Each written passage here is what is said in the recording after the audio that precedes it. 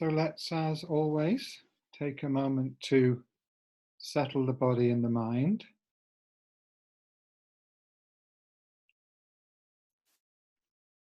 Make sure your sitting position's very comfortable and easy.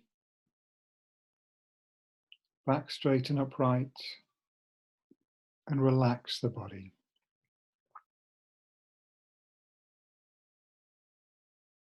And bring your attention inwards.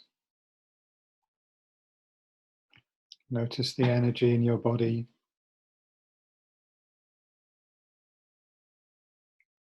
Tune into the rhythm of your breath.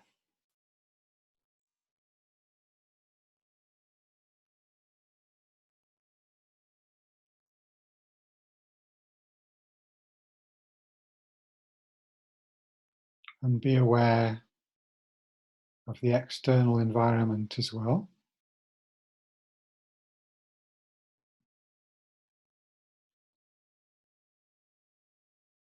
You may be hearing sounds, you may be seeing the external environment, but in any case, we have the ability to bring awareness to that, to listen with our mind.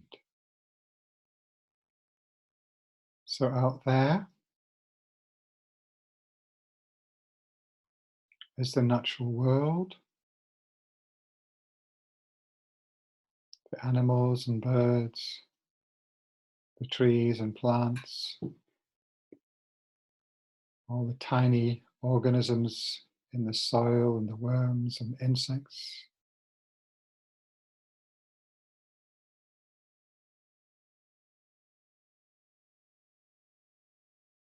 The air, the clouds,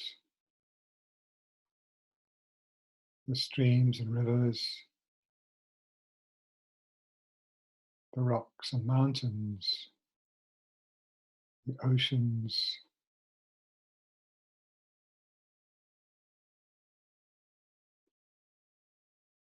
the vast web of life of which we human beings are just a pinprick. Those of you who watch the video,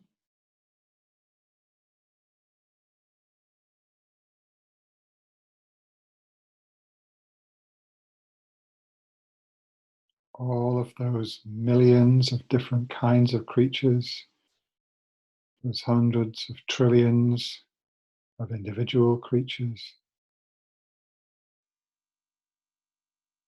the microbes, the plants, the fungi, the insects, the mammals, the fish, the birds, and the ocean currents, the winds and storms, the volcanoes, the jet streams, the ice caps, the mountain ranges, everything completely and utterly interconnected and interdependent. So we can sense that ceaseless activity of every element of life, every atom of this planet resonating with all of the others, interacting, creating the most intricate structures, some on a microscopic time scale of microseconds or nanoseconds, some on a geological time scale of millions or billions of years.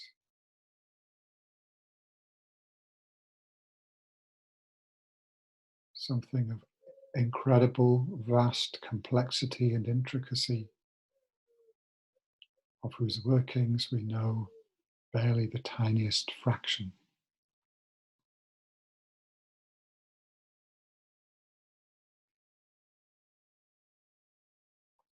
But it appears,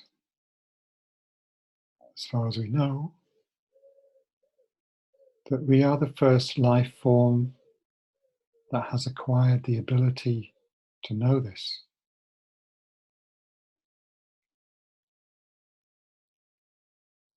although our efforts may be at this point in time quite primitive. Often we imagine we understand this world, but we've barely made a beginning. Nevertheless, we've acquired great power to have an impact on this miraculous living planet that is our home.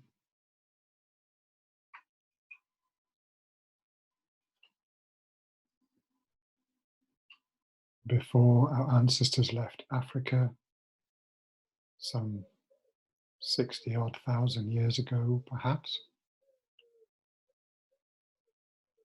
we were still just one primate species inhabiting the forests and the grasslands, somewhat in balance with the rest of that ecosystem. But then we managed to leave Africa, spread across the world, through Arabia, India, Southeast Asian islands to Australia, north to Siberia, and to Europe, across the Bering Strait to Alaska. We spread over the earth, and human beings were everywhere.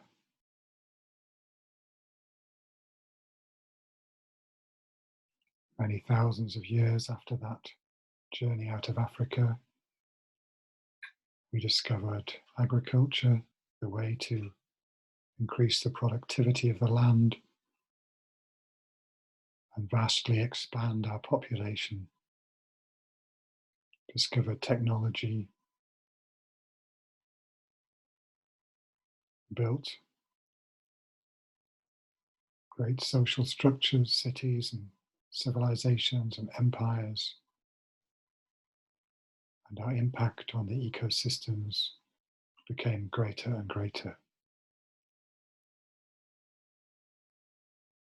Some few hundred years ago, we began to build complex machines and use the power of the energy stored in the earth.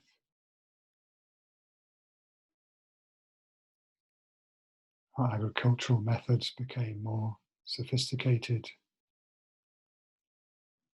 and we were able to expand our population yet more, use more of the earth's resources. We had the Industrial Revolution, increased our power again by a huge factor. Early 19th century, end of the 19th century, the beginning of the 20th century, another technological revolution with the harnessing of oil power, electricity, the internal combustion engine, powered flight, radio, television, computers, atomic power, and we know the rest of the story. An extraordinary, amazing achievement of this global superorganism of humanity. But only in the extremely recent past have we begun to learn the way that this vast ecosystem works and supports us.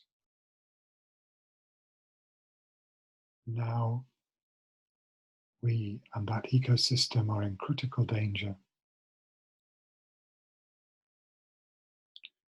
So let's return again using our intuitive mind to bring an awareness of that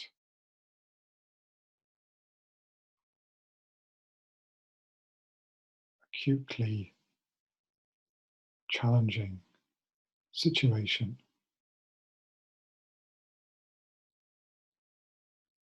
The life support systems of our world are in peril.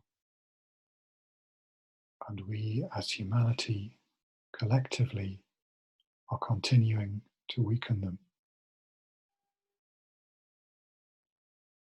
So listen again to the web of life and hear its cry, the cry of the earth. There is great pain in that cry. I will stop talking for a few minutes and let's all listen using our intuitive mind. Listen to what the web of life is saying, to its cry of pain, its cry for help.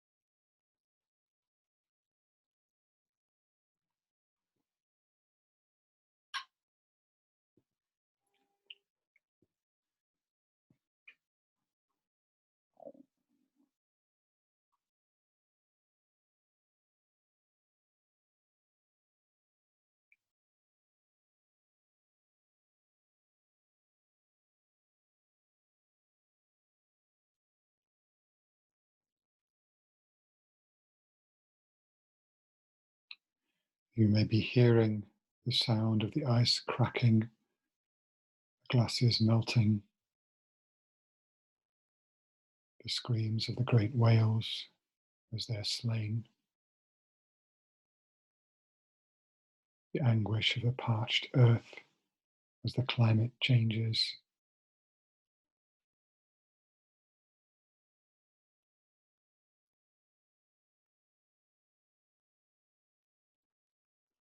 the parting cry of one species after another that is facing extinction.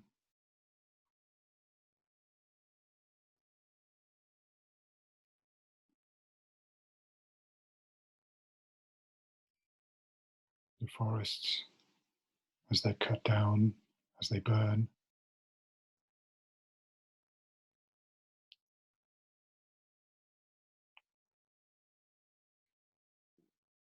the fish, the birds, the mammals poisoned by our chemicals,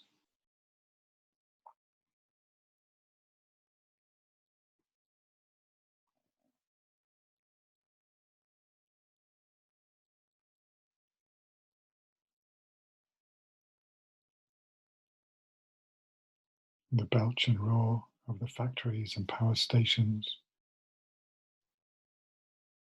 pumping carbon dioxide into the atmosphere.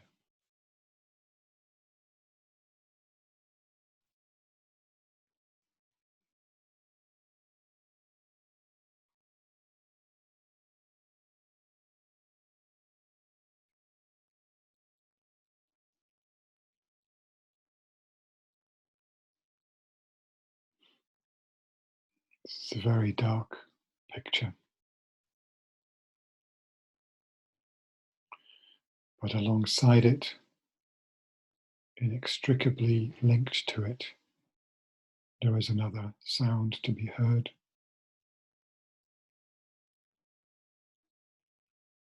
We can hear the beat of our own hearts as they respond to this crisis, this tragedy, and they beat in rhythm to the hearts of tens of thousands, hundreds of thousands, millions, tens of millions of others around the world.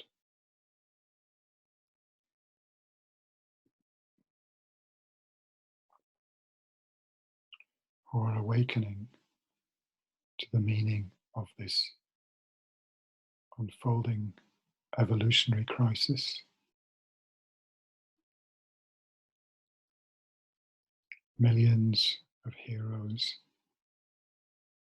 prepared to to dedicate their lives to doing what they can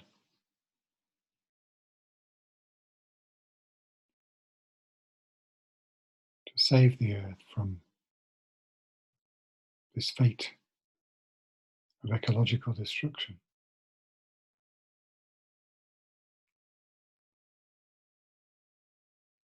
Can you hear the whirring of those millions of brains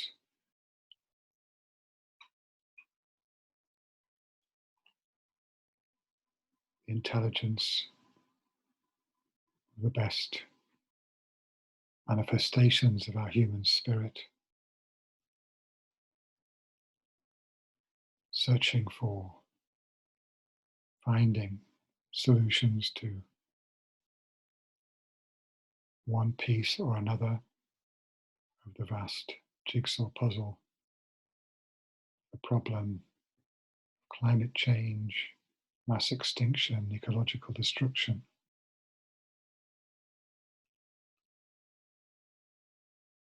The spirit of life is uncrushable. It is rising to meet this challenge.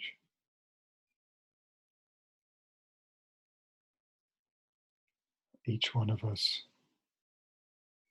can now make a promise to ourselves. I too will be part of this great worldwide movement that is spreading and growing and rising as the ecological crisis mounts.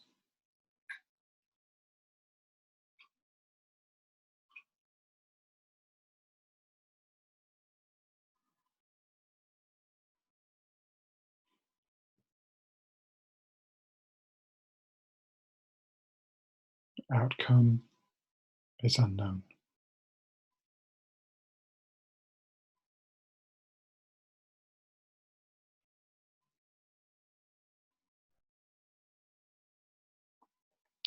If as Buddhists we seek to dedicate our energies, our lives to the welfare of all living beings, then what else can we do but devote ourselves to this cause, whether or not we think we will succeed?